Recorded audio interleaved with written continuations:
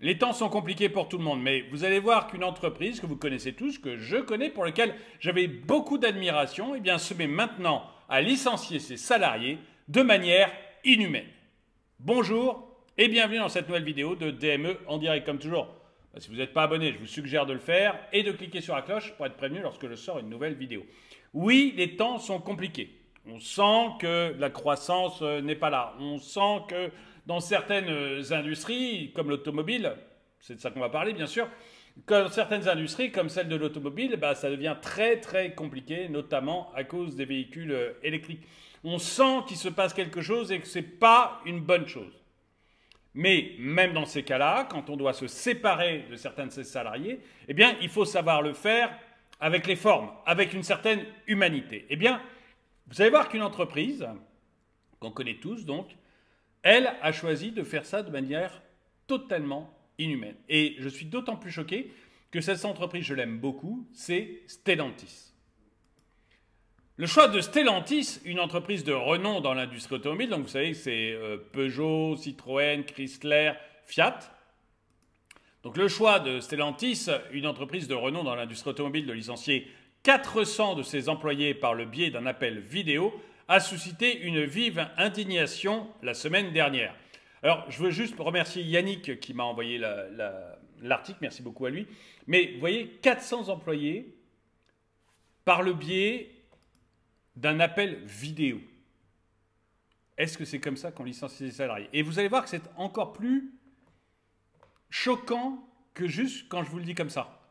Déjà, comme ça, on se dit que licencier 400 salariés par un appel vidéo, c'est quand même un peu fort de café, mais vous allez voir que c'est encore pire. Vous allez voir que c'est encore pire. Ce stratagème qui a laissé les employés choqués et amers témoigne d'une pratique managériale déshumanisée et impersonnelle. Le 23 mars dernier, les 400 employés de bureau de Stellantis aux États-Unis sont conviés. Allez, le 23 mars, excusez-moi, mais il faut vraiment que je passe sur mes lunettes, je suis désolé. Le 23 mars dernier, les 400 employés du bureau de Stellantis aux États-Unis ont été conviés à travailler à distance pour assister à des réunions opérationnelles importantes. Donc, il y en a 400. Écoute, demain, viens pas au bureau, demain, tu vas travailler à distance de chez toi. On va faire des réunions opérationnelles super importantes. Je te laisse découvrir. Tu vas voir, tu vas pas être déçu. Ce n'est que le lendemain, lors de la réunion virtuelle, qu'ils ont été informés de leur licenciement. Vous vous rendez compte? Vous êtes le boss et vous dites à vos salariés, écoute, demain, viens pas au bureau, on va faire une réunion opérationnelle hyper importante. Il faut vraiment que tu sois là, hein. Je compte sur toi, hein. C'est important, hein. Tu seras là.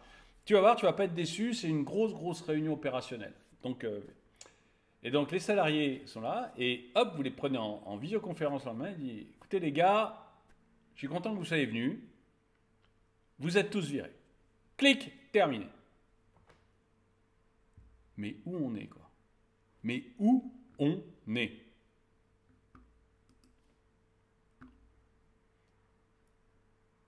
Cette méthode brutale, dénuée de toute communication humaine directe, a été très largement condamnée, perçue comme un affront à la dignité des travailleurs qui ont investi temps et énergie dans l'entreprise.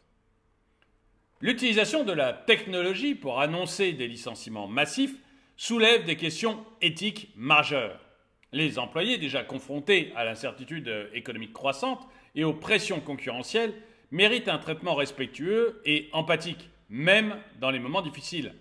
La décision de Stellantis de privilégier l'efficacité opérationnelle au détriment du bien-être de ses employés est révélatrice d'une culture d'entreprise axée sur la rentabilité à court terme.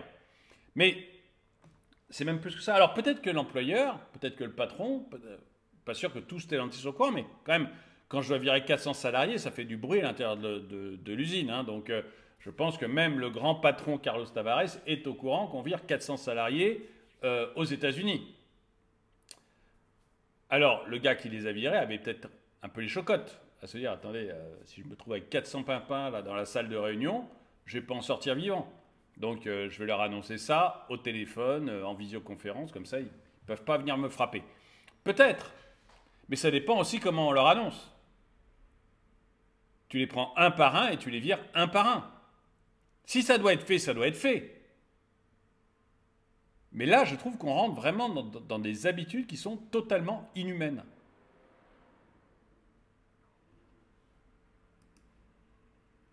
La justification avancée par Stellantis, invoquant des incertitudes sans précédent et des pressions concurrentielles accrues, ne saurait occulter le caractère inhumain de cette méthode de licenciement. Oui, non mais que tu sois obligé de licencier 400 personnes, moi je comprends, c'est possible. Je connais pas, je sais qu'actuellement c'est extrêmement compliqué pour tous les constructeurs automobiles, notamment parce que l'on pousse à fond sur électrique des domaines où ils n'étaient pas spécialistes, donc je comprends que c'est extrêmement difficile pour eux. Que tu sois obligé de licencier, bon bah je ne connais pas l'effectif dans cette usine-là, mais pourquoi pas? Mais encore une fois, c'est pas parce qu'il y a des incertitudes sans précédent, c'est pas parce qu'il y a des pressions concurrentielles accrues que tu dois licencier les gens comme un sauvageon. C'est deux choses différentes. La raison de virer peut être tout à fait légitime, moi je comprends qu'il y ait des licenciements, c'est normal, mais la façon de le faire me semble complètement odieuse. Sous la direction de Carlos Tavares, connu pour son approche rigoureuse en matière de gestion des coûts, Stellantis semble privilégier les intérêts financiers au détriment du capital humain.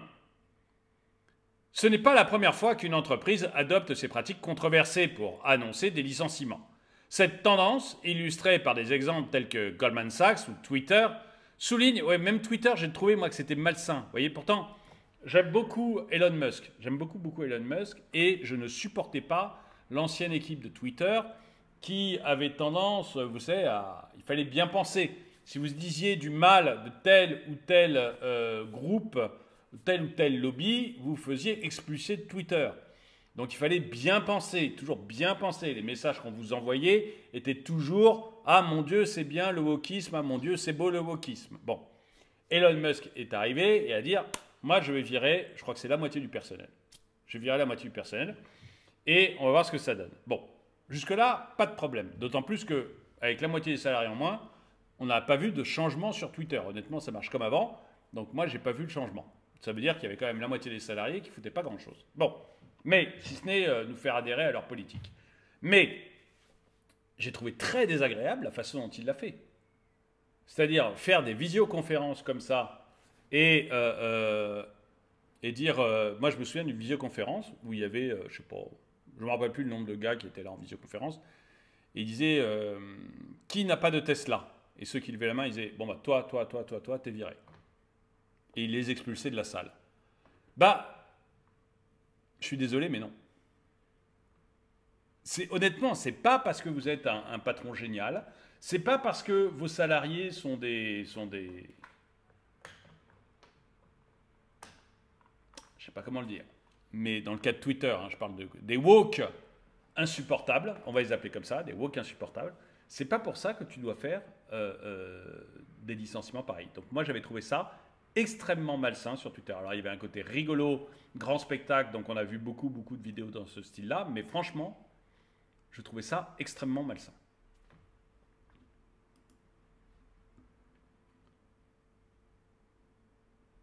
Donc, cette tendance, illustrée par des exemples tels que Goldman Sachs et Twitter, souligne l'urgence d'une réflexion sur l'éthique des pratiques managériales dans un contexte économique instable.